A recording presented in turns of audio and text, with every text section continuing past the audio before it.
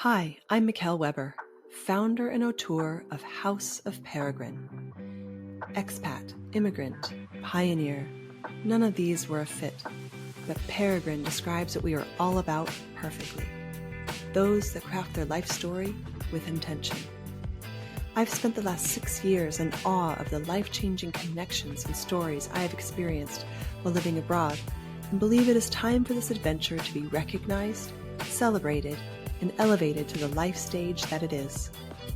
Through these interviews, I hope to connect those living internationally more deeply to both the place they are living and with themselves and those around them. We cover everything from international finances and meaning-making to global parenting and relationships to make your time abroad more intentional, edifying, and full of beauty. Find us at houseofperegrine.com, where you can find more ways to connect with the ethos of Peregrine. I hope you enjoy today's guest. Let's get started. Hello, everyone, and welcome back to the House of Peregrine podcast. I'm your host, Mikkel Weber, and today I'm speaking with Nina Aziz Justin, a resilience mentor, traction strategist, and TEDx speaker. Originally from Malaysia and now based in Amsterdam, Nina brings a unique mix of business insight and personal experience to the conversation. She's spent over 20 years helping companies grow across more than 40 countries and is the founder of several ventures herself. She also hosts her own podcast, Business Bites, where she shares practical advice for entrepreneurs. But Nina's work goes beyond strategy. As a mother navigating life with a daughter who has a rare neurological condition, she brings a deep, personal understanding of resilience, not just as a concept, but as a very real lived experience. In this episode, we talk about navigating change, building a business with sustainability in mind, and how personal experiences shape the way we show up professionally. It's a thoughtful, honest conversation about what it means to keep going and stay grounded through uncertainty. Thank you so much for joining me, Nina. Thank you for having me, Mikkel. Today, I want to start out. You have so many facets that you're sharing with the world, which is actually really rare, I have to say. People will say brave, but I want to say also rare, because as a professional woman, we are told to leave things at home, right? And so I love that you bring at least a lot more of the aspects of your story to the table so that we can learn and grow with you. But I want to start first by talking about professionally. Tell me what this means, attraction specialist, if you wouldn't mind. Basically, this is my focus in my work. I try my best to bring all aspects of business into one focus of alignment point, which is traction. And this is about running a business which is beyond purpose and beyond meaning. That means it's going to also reward you in financial terms because it is a business. Because what happens quite often is that we find ourselves focused on purpose and meaning, yet are not creating a business that is financially rewarding. And this is what I'm trying to do in my daily life when I work with entrepreneurs, is just to make sure that they are financially rewarded at the earliest point in their business journey so that they can keep growing as a person and as a business. Because as you know, 9 out of 10 businesses actually fail due to this. And we'll get into your personal story, but Sure. This is actually something that is very rarely talked about, I would say. And so I love that you have insight into this, because often we're told in startup land, like sacrifice, sleep on your couch, do all this stuff. And this is maybe possible when you're at university, you have all the time in the world to pursue something like this. But that's not true. Actually being paid and actually watching out for both. It's been called the double bottom line before, or watching out for both of those things, meaning and purpose and sustainability and your own personal financial. Those two things are hard. They're on two separate sides of, it can be seen as they're on two separate sides of the spectrum, but I think you might have a different answer. I think they are connected because you cannot call your work a business if it's not going to be financially rewarding, because ultimately, yes, you will learn a lot, you will grow a lot, you will experience a lot, but you will not be able to have that as something that you can continue to grow and build over the years. Also for your own sake. I mean, obviously, some people started a business because they have a very deep pocket. But is that really a business? We can always accept that there will be a period when you will not be making a lot of money.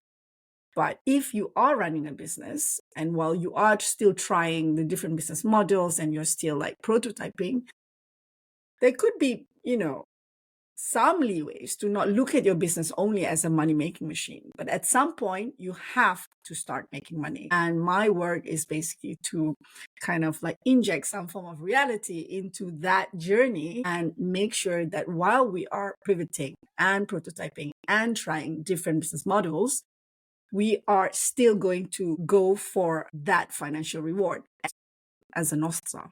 Because if you just use your purpose and meaning and joy, which are all good, you will not be able to sustain that for much longer than, let's say, 3 years, unless you have deep pockets and you can throw money constantly into that equation.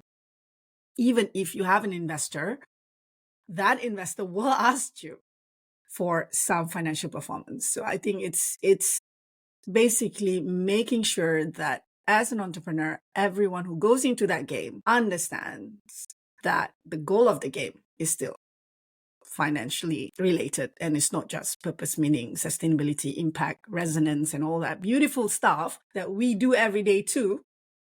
But we have to do that because we can sustain ourselves financially, and with that in mind, we can do more and help. Yeah. Do you find yourself navigating a lot of shame to get people to that point? Or what would you say is the number one block for people in that owning or operating a business that's maybe passion-led or something that comes from themselves? When you use the word shame, when you say shame, is it because money is something that is seen as dirty or not good? Well, that's what I've experienced with particularly women and maybe some men that are purpose-led. Mm-hmm. That's been my number one impression, and something I've worked with in myself as well. But I don't know if you see it more widely or if it's just something that I'm seeing because it's part of my journey. Of course, it's not very, okay. It's also like, I'm also raised in an Asian culture where, speaking about money so openly is not considered classy or graceful. But I'm not talking about money in that way. I'm talking about money as an indicator of your performance here. It's not the only indicator of performance, but it is still an indicator of performance if you're running a business. If you decide to enter the game, let's say if you want to compete in a 100 meters race, you have to understand it is still a race and it is still the distance that you have to make. And that's the same with the business. If you want to be in business and you want to call your venture a business and not a non-profit organization, then you need to still be aware that is a very big indicator of your performance, of every single effort you put in there, every minute you spend, every dollar you spend. It has to be translatable into something that would generate more of that. Let's say if you put $1, it has to generate another dollar at minimum. You know? Yeah, and that's the game. So know the game you're playing. And I think that I've had this experience of being a woman founder of someone who's a founder, and then people assume I'm running a nonprofit and not a for-profit company, which has been a very interesting experience. Is that because you're a female founder, or is it because I don't know. What you're doing is something that is very close to your meaning, your purpose, and like something that's close to your heart? Is that an assumption, or is it something that you truly feel? Yeah, it's interesting because my partner, Doug, he has always had his own companies that he starts and then sells, and they're very close to his heart, and he'll say that, but no one ever asks him if they're a nonprofit. Mm.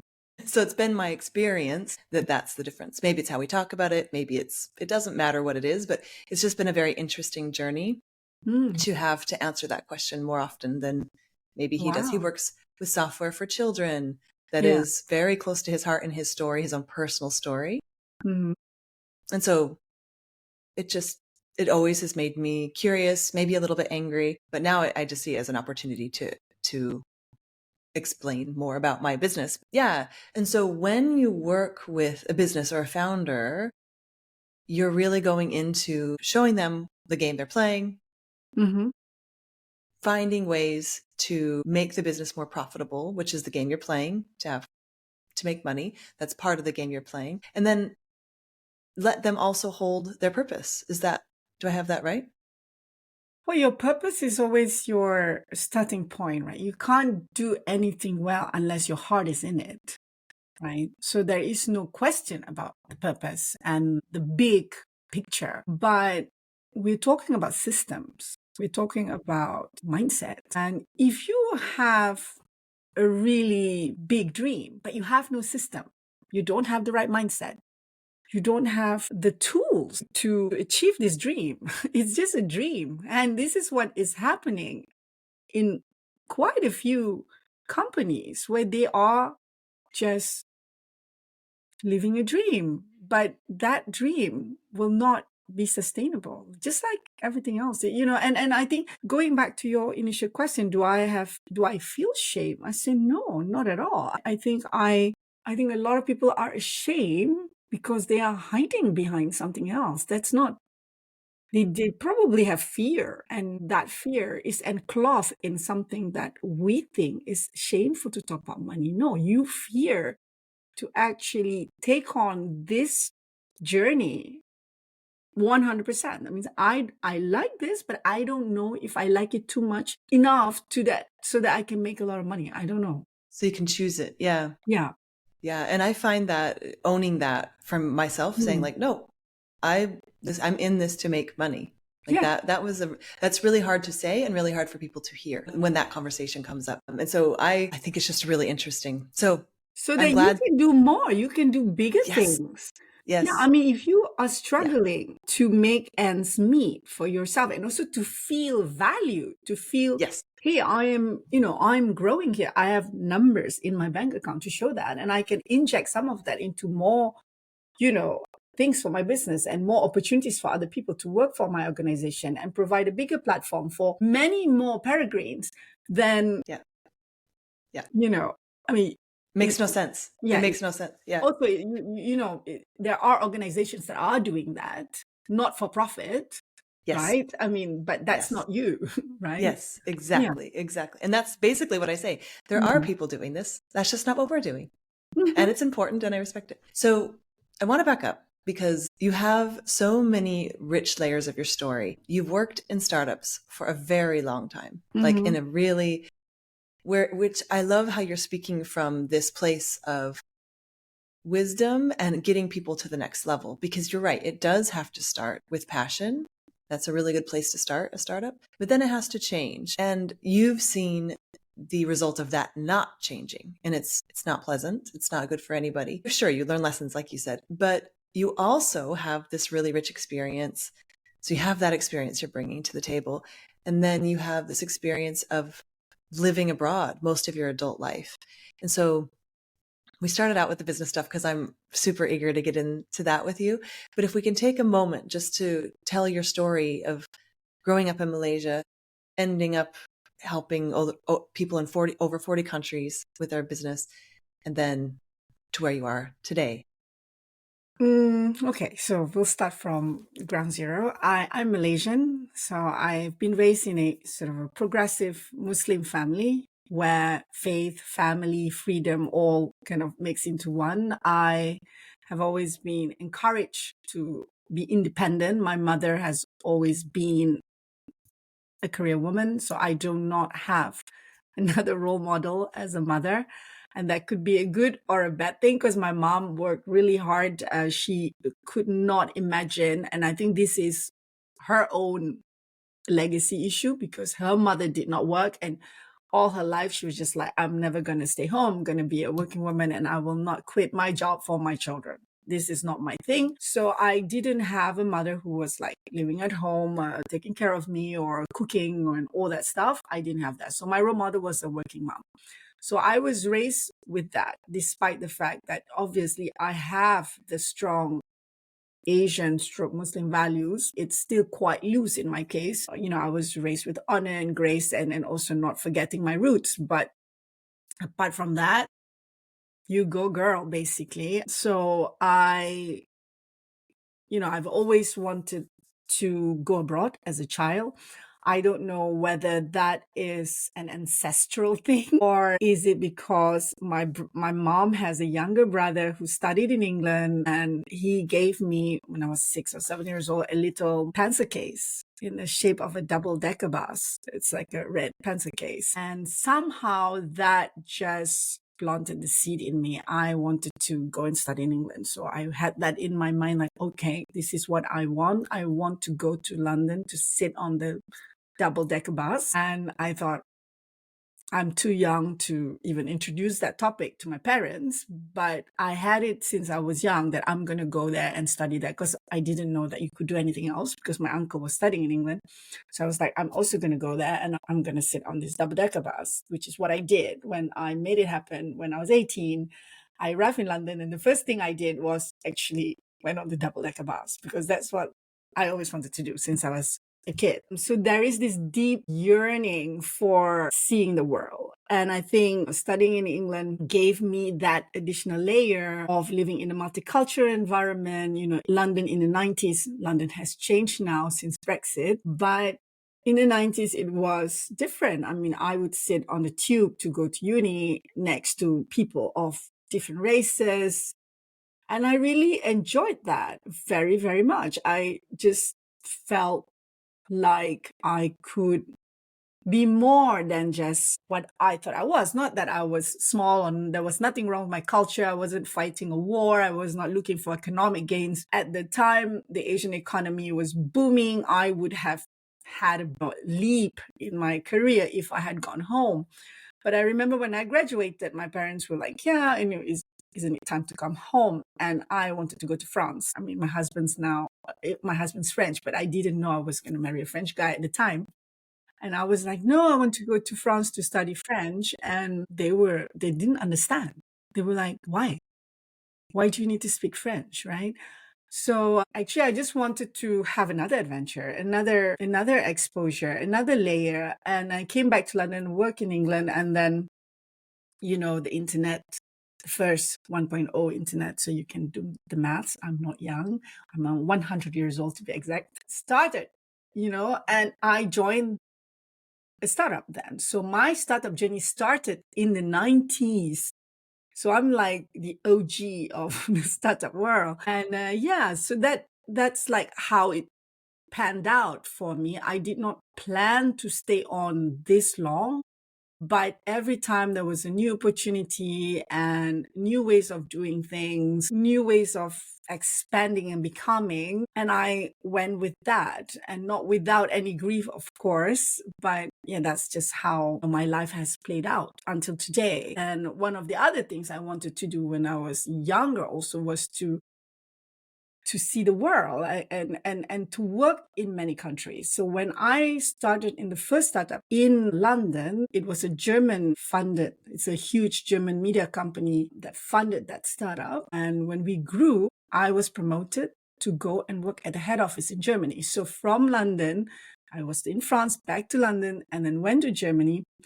And that gave me my dream again, which was to work internationally. And I was heading the news channel and the personalization technology licensing in 14 countries. So then I started my international career. So everything, you could say I was lucky, of course, but everything came from that yearning that I had to see the world and to believe that I can do this and that I will upset some people and I will upset my mom and nobody would understand my choices, but this is something that I wanted to do. So in a way, I live my dreams. Yeah, that's incredible. And that it started so young, 6 and 7 years old. Mm-hmm. That's an incredible feeling. And I do believe that we have this, at least partially innately, because I just remember when I was that young too, wanting to learn a language so desperately, wanting to live abroad. And no one else had this dream. It's just like, why would you want to do that? Exactly. And so it's a beautiful story. Thank you so much for sharing. So then ultimately you met your partner, Justin, in France? No, we met each other in Hong Kong at a work conference, because I've worked internationally and he also works internationally. So you kind of meet people who are just like you. And that's what makes it all exciting and addictive and part And of when this journey. Yeah. And yeah, then, yeah. when you say like you don't mean other Malaysians. You don't mean other. He does like you. When you say like you meet other people like you. What do you mean? I meet other Malaysians as well. Yeah, but not just sharing a cultural background. You know, yeah. Yeah, that's a good question, Mikhail. Because, yeah, who are people like me? I think it's like when you move, you transform, right? You transform. A mind that has been stretched could not go back to the state that it was. It's not possible. It's your mind. It's neuroplasticity. It's not possible. So with any move, you have to go through an identity crisis. So when you say people like you, who are they? I'm like, I don't know.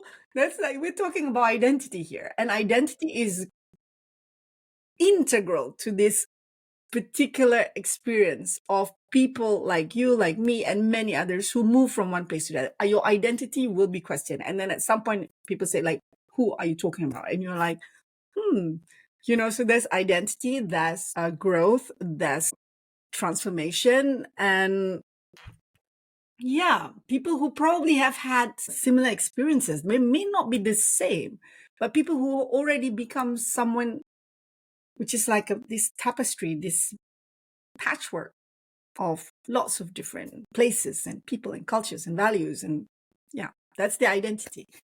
So yeah, I met my husband at a work conference in Hong Kong. He's French. At the time, he was living in New York.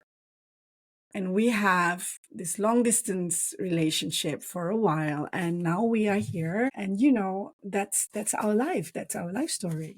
And our kids are, neither here nor there. They're here. Yep. Yeah. Yep.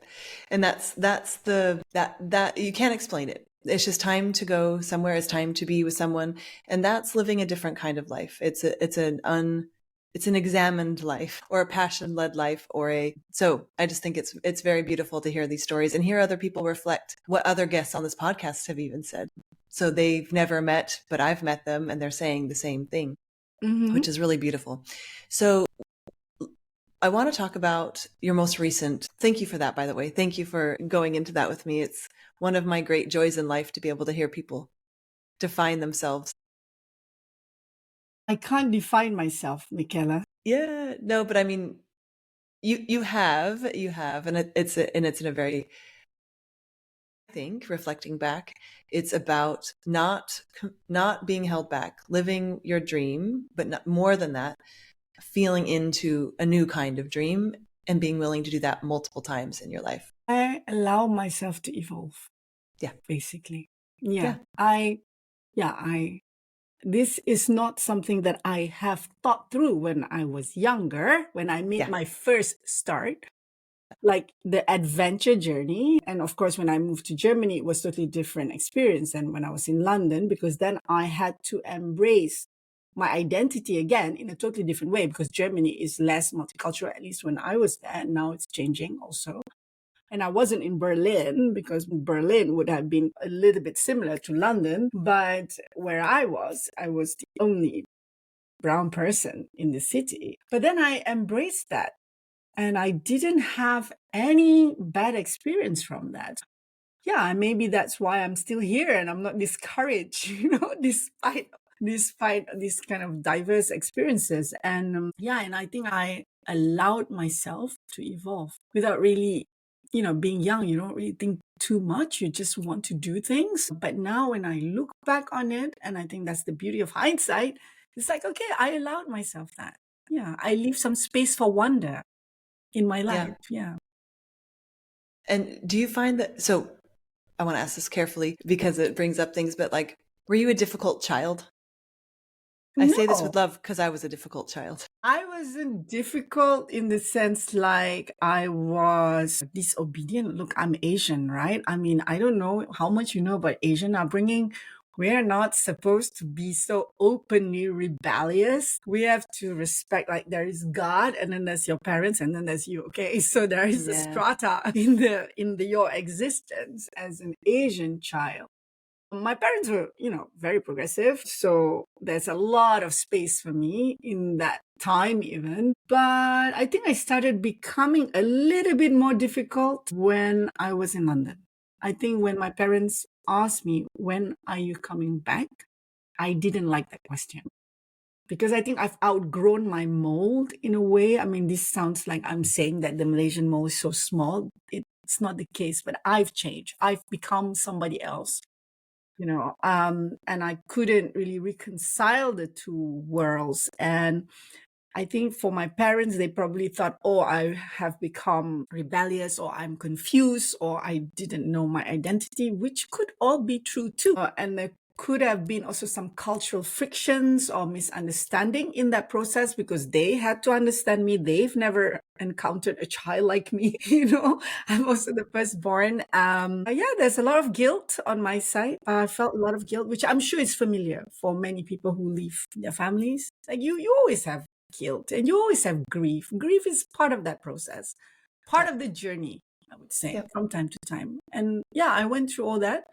And it became harder for them when I decided to marry a foreigner, when I have my children abroad, because suddenly the ideas that they have of me ever coming home again is diminishing as the years go by. Yeah. So their dream is having to transform as well. Yeah. I mean, they had to allow themselves to evolve too. Yes. Yeah. And that's the fun of being you don't even have to be a cycle breaker, but someone who's allowing, at least in my own personal journey, has been a bit of a crucible of allowing yourself to evolve, has been a crucible and a constant theme in my life. So when I meet someone who's also been through that, and it seems like it's just been not as much of a crucible for you, it makes me just so happy to see.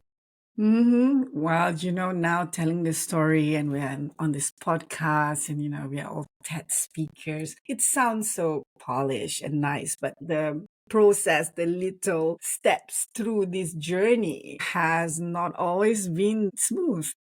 Yeah. Yes. No, it's not smooth. When you're in it, you have no idea why you're in it. But then when you step back, so let's talk about so I've never had a fellow TEDx speaker on the podcast. Really? So we've both had that experience, which is another, I don't know about you, but it was a life changing, affirming, destroying experience that then built back into something else. And so tell me, I want to hear about yours. We can include your talk in the show notes, but tell me what it was about. Well, in my TED Talk, I spoke about resilience, which is my brand, of course. I call myself the Resilience Mentor, and it's actually not a brand that I came up with on my own. It was developed by a branding agency based on my life story and so on. And it was to differentiate myself from other business coaches or mentors or whatever consultants. So I'm really specialized, and my thing is about resilience building for sustainability.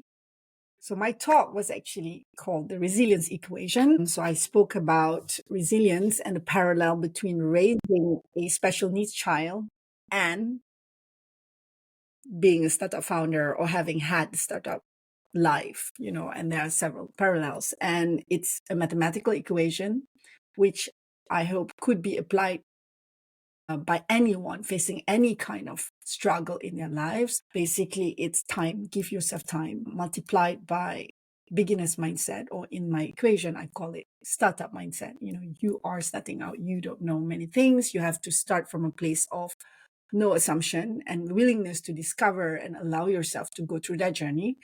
And then, close bracket, because it's a mathematical equation, to the power of incremental action. So it's like taking little steps, incremental steps, doing small things. It's basically the principle of habit and learning. You learn, you rewire your brain when you do it repetitively and in small steps. So there are stories that are woven into this equation, and that's really based on my startup life and my journey raising my second daughter, who is a special needs child with a rare neurological condition. Because no one could have helped us, because when she was diagnosed, she was 1 in 21 in the world. So in the Netherlands, they were just like, yeah, sorry. I mean, you can tell us how she will develop. You can come back and feed your information into this system, but no one could help us. And when we were trying to place her at school, they didn't even know where to put her. Like, which school do you want to put her into? So that was a very difficult journey. And it remains that way, but I have to adopt a new mindset. So what I have had to do was to build the inner scaffolding, so to speak, to sustain a life that I thought we should all still have. That is like, I'm not giving up my job because, as I mentioned, I don't have this role model. And, and that's also how the resilience mentor, the business that I have today, was born. I only came about after Isabel's diagnostic and not before that. Before that, I was running my own startups. And, I think that's what I meant by allowing myself to evolve, because, that's the journey. I mean, and I don't think you need a special needs child to learn that, or you need anything catastrophic to happen to you. I think it's in a small way and in a big way what we should allow ourselves to do every day, to build this inner scaffolding by giving ourselves time, learn with the view of like, I don't know everything. I can still learn new things, and I can do small things and build on that. And so that's the whole talk, basically. Amazing. Well, and it occurs to me as you're speaking, and what I hear reflected is that you don't have an area of your life where you're not applying that. Because when you're going to a new country, you have this equation works. And you've done this many times, starting in a new country. When you have a startup, this is essential. And when you have a special needs child, or even just being a parent in general, this is a very sustainable way of going through being a parent, because you are doing everything for the first time. But having a special, like your story is so specific in having no road. You have no path. You are making the path. And that's incredible that that's playing out over and over in your story. There is no path. You're making the path. I think for many people, this is the situation. It's just that we believe, let's say, when I was raising my first daughter before Isabel came, Camilla, I thought I could do that easily because she's a neurotypical. But every child is unique, right? And you are different. Also, you have to combine your work, your dreams, your relationship with your husband, or you move to another country. There's always a new mix in the equation. Yeah, and I think one thing that most people forget is to give themselves the time, the luxury of time, because we are often fed with this idea that if you are smart, you could figure it all out. I mean, no figuring out sometimes, it's on the job. Yeah. And it occurs to me that this is actually what you're bringing this home, actually helping businesses become businesses, having the capital they need, being profitable, is actually giving them more time. That's what you're actually, part of what that is giving them more time. And that feeds into this equation that is pivotal to your success and that you're sharing with others, which I think is just so beautiful and so beautifully woven. And it comes from a place of deep knowing, which I think is, I think it makes you stand out. Yeah, well, thank you for saying that. I appreciate that. But to be very honest, all I know is that we can all have micro joys. I don't go for big joys now. I mean, that would be a bonus, but because I know we can all have micro joys, I focus on that. I mean, and I don't have this idea of hassle-free life anymore. I mean, my life is not possible for me. It's not available to me. I hope for other people they can have that, but I also believe I wouldn't have grown. And when I look at my life journey, I think when I have switched somewhere where it's called self-development at scale, it's like a whoop, take that, was when Isabel was diagnosed. And that was really hard, and I had to embrace that. And it is yet again another journey. But it got better with time, for sure. And would you describe these micro joys as part of living with resilience and vitality? Like, is there a point when vitality goes into the equation, because I think, at least in my life and in Mhm. startups and in parenting, resilience is sometimes translated into everything's hard all the time. And when you say you're injecting these micro, allowing or planning or expecting these moments of micro joy, that leads me to wonder about resilience and making sure that we put that in the equation. Yeah, yeah. Do you really believe that we should expect things to be hard all the time in a startup? That's what I've seen, and can be a trap, is that if we're not having a hard time, if we're not strapped for money, if we're not if we're not growing, and this is sometimes fueled by investors Mm, too. If you're not pushing as hard as you can, you're not going to meet your potential. You're not going to be able to compete. And vitality is not in the equation. It's not on the balance sheet, right? And sometimes not even a large enough paycheck for founders is on the balance sheet for some investors. And of course, that's changing. And so I think it has potentially been part of startup culture that being resilient means that you're striving all the time. you suffer. Suffer. Yeah, Yeah. yeah. I refuse to accept that because I believe in the power of my mind. I have proven cases for the power of my mind now because, I said I wanted to do this and I had the chance every time, including, speaking at TED. When I saw you on that stage, like a few weeks after your talk, I had a coffee with you, remember? Yeah, And I I was do. like, it must be quite nice to speak at TED. I really want to have that opportunity one day. And the year after that, I spoke at TED. So for this, I think your mindset is so important. Your mindset is part of that inner scaffolding for resilience that you need to build. Expecting suffering is dangerous. I think you can expect the journey not be as you envisage because that's who It knows? never This is is. It startup never life, is. right? But expecting suffering, that's a big, powerful thought. I would expect joy, okay, just to change the mindset. Like there is a little, or there are plenty of micro moments of joy. You expect first year, second year to be trying, but you do not expect suffering. Yeah. And I love to hear you say that so much, because I've been saying it for 20 years.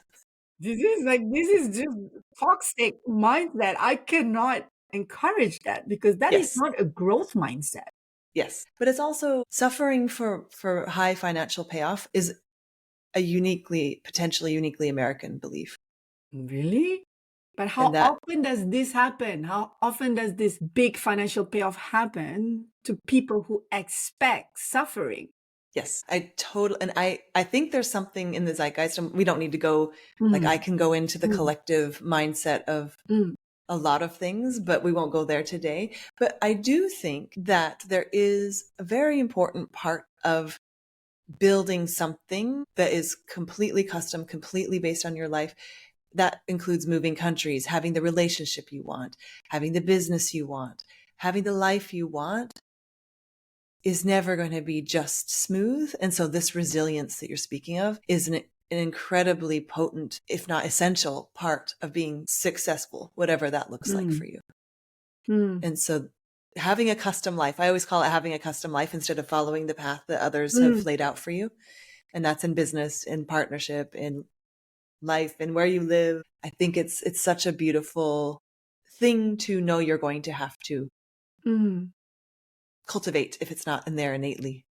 Custom life, I like that. And I think custom life comes from the recognition of the fact that life needs you to embrace change and to be flexible and to adapt, right? So you can customize it. What the essence of the word customize means you need to adapt it to something, right? Yes. Adaptation can mean discomfort, friction, or whatever, but it's also time that will ease everything, right? In my opinion. But I do strongly suggest if someone expects to suffer so much to get a high paycheck, to get out of that lane. No, just get out of that lane because the paycheck will come because you have had to pivot several times. And that is customization. That's adapting. That's flexibility. And you will pivot so many times to get to that paycheck. Not you will suffer, I don't know, gazillion sufferings. I mean, I don't know. I mean, personally, I will not recommend that. No, I wouldn't either. But we do see, I mean, at least in my circles in the news, that most people who have had a lot of success have suffered in their personal life as a result. Life. Oh, you mean personal life, not just business life. Yeah, also. Oh, personal life, yes. You need a very strong partner in life for this kind of life. Yeah. And also, I think as an international, you have to have a strong partner. As a startup founder, you have to have a strong partner. As someone parenting a child with special needs or children at all. Mm-hmm. And you and Justin have done that. Do you want to tell me a little bit, anything about that? You guys are both kind of in the same. And I look up to that because my partner and I are both in the same, both in startups. And that is unique. It's usually one stable partner, one startup founder. You guys definitely have done it too, right? I mean, you uprooted your whole family to a new country, put your children through a new system, new language. You didn't know anyone here apart from maybe one or two people. I don't know your background story, but I have to be very honest. I mean, David and I, we are very, very good, solid partners in our life journey. But it's not because we always are on the same page. It's just that we both understand each other's power. We understand that. Pause there. I thought you were going to say the normal thing. We communicate, we share a vision. Those are important. Say this again and please explain this because I believe no one in the world has ever said what you're saying. Really? We understand each other's power. And if they have, we're going to say it again. And it's going to be Nina Justin because we understand each other's power. Please talk about that. That is an amazing thing to say. I haven't really thought through that when I say that, but I'm saying exactly how I feel about my marriage. I think my marriage is not perfect. We are both individuals. Thank God it's not. Thank you so much. We're both individuals, but we understand each other's power, and he knows who I am, and and I know who he is, and there's no gray zone there. I mean, we're clear about that. And right now, and for the longest time, he knows that I'm an entrepreneur. I cannot go back to corporate world. I have been there. I'm not doing it again because that's not where I would shine, and that's not where I feel where I belong. Okay, I may not have a place where I belong, but my home is within. And that is where I am. I need to be here. I need to hang out with entrepreneurs. I need to constantly do things and be challenged mentally. And he has a bit of that too. He's also an entrepreneur, you know that, but he's also better than me in other spaces. As parents, we are both with the same values. We are not from the same culture. We are not from the same race. We grew up on the opposite sides of the world. He is from a really strong Catholic family. I'm from progressive Muslim family, but we have the same values. Wow. Yeah. And that is a normal thing. Sharing values, that is a normal. Oh yeah, definitely. Like whether you come up with them or you come with them. Mm-hmm. That's normal. But how does this value this having the same values play out when you're both pursuing really intense things in your career? Or is this a knowing that you'll step up for the other once it calms down? Do you structure things a certain way? There's no map for this. I have to say, there's no map for this level of collaboration in a professional life with startup founders, too, in a marriage. A journey without a map. That's indeed how we should describe this journey. Yes. Your journey and mine. Yep. Some call them trailblazers, if I can say that about myself. Something that I've been very reluctant to accept as something. But yeah. We can own that. It's okay. And I think when it comes to certain things, it's very clear always that the family comes first. So that family trumps everything else. Everything else is negotiable, of course. Define everything. more often I'm saying, hey, I'm carrying too much, you need to take some, but this is a sort of a husband and wife cliche scenario. What is negotiable? I think David is pretty laid back, actually. What matters to me, like I pay more attention to like creating beautiful moments, and he's a guy. I mean, he's like, okay, you do that. I mean, I don't care. But would you say that he values that in you and appreciates it? He likes it, yeah. Yes, He likes perfect. it, yeah. He likes it. So Yeah. he sees it, he appreciates it, he values it. That's important. Yes, he does. I think that has become his norm now. But if I'm tired and I say, oh, I'm not doing that, he's also okay with that. So it helps that he's actually quite laid back. So when it comes to work, we are both like, like I need to do my thing. And there's a lot of negotiation about like, are you going to pick up Isabel or am I, but we have created a system. So that's also something that I would encourage people who want to live this kind of lifestyle to think about. You need a system, not a routine. You need a system. So you need to have a system, and you need to ask early and ask clearly, not like ambiguity and, no, you need to ask early and ask clearly and create a system. And once you have established a system, sometimes you need to tweak it here and there, but the system will help you navigate this situation. And what is the difference? So a routine would look like, I know every day he picks up Isabel, this day, that's a routine. And what is a system? Describe your system, or what you would name your system if you had to name it. You need more than just you pick up Isabel that day. So you're not talking about logistics. That's not what you're talking about. No. This is talking about, is it talking about values, talking about limits, talking about goals, and then making a system around that, which looks like my work is non-negotiable. Your work is non-negotiable. So we have that. Family comes first, though. Family comes first, yeah. So those are the non-negotiables. So you come up with the non-negotiables. Family first. Our work is equal. Mm-hmm. Those are the non-negotiables, but everything else inside of that is negotiable. Is that how you'd say the system? Well, the system is always like, also we are one. We are always going to be the other person's biggest advocate, biggest supporter. No question about that. Also, like, it's just like, to give an example, which is easier for other people to understand. It's like, not just you pick up Isabel. If something happens and you can't pick up Isabel, what is the backup?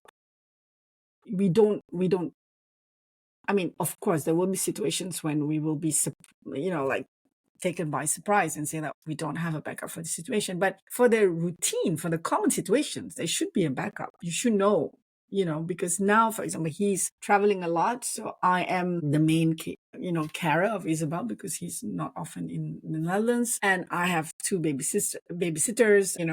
There is a system like he would check, like, if I'm okay or not. You need that. You need the check-ins every day so that we don't grow apart and we just, acting like co-parent or co-financiers or co-living partner, because that's easy to get into without realizing what we're doing, especially, when we both are, redriven. Yes. Yeah. And that has been one of this happens with every relationship where your romantic relationship can maybe be subverted and then maybe brought back to life. But when you're operating at this level of, again, this system, your romantic relationship has to be put in that system, I think. Yes. And that's not date nights. That's not, I mean, maybe it is, but it's talking about fidelity. It's talking about all the very uncomfortable things that if you're in that well-worn path can be assumed. But when you're making a new system, you have to talk about and consider a lot more, I think. Yeah. Not always easy to navigate though, because there's certain topics that he doesn't really want to talk about, and it's like, oh, do we have to talk about that? And I'm like, yeah, because I need to feel safe, right? And it's not like we have to talk about it every day or we have to talk about it all the time. But when I need to talk about it, or when he needs to deal with some situations or some topics, because I am his number one supporter, I need I need to buy into that. And it's not just to assume that I'm just going to do whatever, you want me to do. Yeah. In our system, I always say family comes first, but before that, lover status comes absolute first for us to still be married. Because we can do a lot together. We're we're each other's biggest collaborators as well, sometimes professionally as well. And so for me, family comes second, honestly. Okay. And that is very important to our balance. And that's unique to us, not to any other. I wouldn't say I'd recommend that because it does sound like I'm saying our kids are second, which I'm not saying. No, I understand you. That's a But good what I'm point. saying is, for me, being a lover comes first for us to keep this arrangement the way it is. And then our family, then our businesses, then, I mean, the hierarchy then gets but for me, that was a very big moment when I realized that and brought that on board and accepted it, because it felt very selfish, icky, young, desperate. But I was like, no, this is how I gain energy as an entrepreneur and a creative, is having this as a goal. Yeah, And so it's important that you ask for what you need. Yeah, I think that's cool. I mean, I also think it's an important point you raised, because I remember when I had my first daughter, I said, I come first. And most people were like shocked, like, you now have a child. Why do you say that? But I'm like, but before she was born, there was me. And now I have two, and I still have allocated space where I come first. In this part, I come first. exactly. And then them. Yeah. And I think with David and I, why I say family comes first is because I know. I said it to him. I'm never going to divorce. This is just how it is. So if you're not going to make family first, you're going to have to suffer. So we're going to work on keeping the family. That means within that, we have to love each other. We have to have the system that works for our family. We need to make whatever choice we make is for the family to stay intact. Yeah. And it's heavy when you put something else which is outside of you to be before you. But when I say family, it's not my kids, huh? It's the system. It's the system that we have. Yeah, that's All beautiful. of us is a part of that. That's so beautiful. And I love in this space of creating a custom life and a custom system that words mean different things in your system. Your system has unique names. And I love that. And I think any couple or family who's navigating moving abroad or having an entrepreneurship or having it's very beautiful to me that we get to make our own systems. I think that's probably what I'm most proud of in my life. Yeah, that's so true. Is that system. And everything grows from that, honestly. Anything we do lives or dies by the strength of our system or our custom created whatever we're creating together. And I think that for me also needs resilience. And having that within a romantic relationship is not also a skill that we have. And it breaks a lot of marriages up. Oh, yeah. When you move abroad or have a startup or have a child with special needs, like any of the subjects that we're talking about today need this equation. Lethal combination, know? It's like, how do you play with fire? No. We don't talk about how. We talk about how big is that fire now. Yes. Yeah, I think, yeah. As we have mentioned before in this conversation, we have to allow ourselves to evolve. And that whole system keeps evolving too. And kids grow up, and we will go through stages of life where we will have different needs as well as a couple in a couple situation, as a person and as a woman.